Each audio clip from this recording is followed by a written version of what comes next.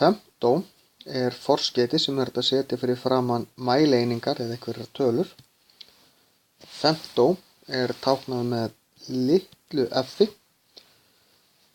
og femtó þýðir að 1 femtómetri er 0,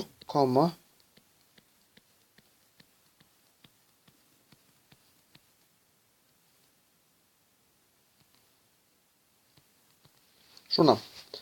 Þarna eru 15 stafir fyrir undir kommunni.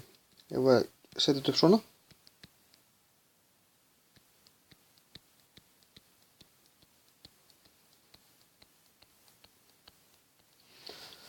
Við getum líka að skrifa þetta svona. Ástæðan fyrir því að við viljum skrifa femtó í staðinn fyrir að skrifa 0 er einmitt að losna við að skrifa svona rosalega mörg 0.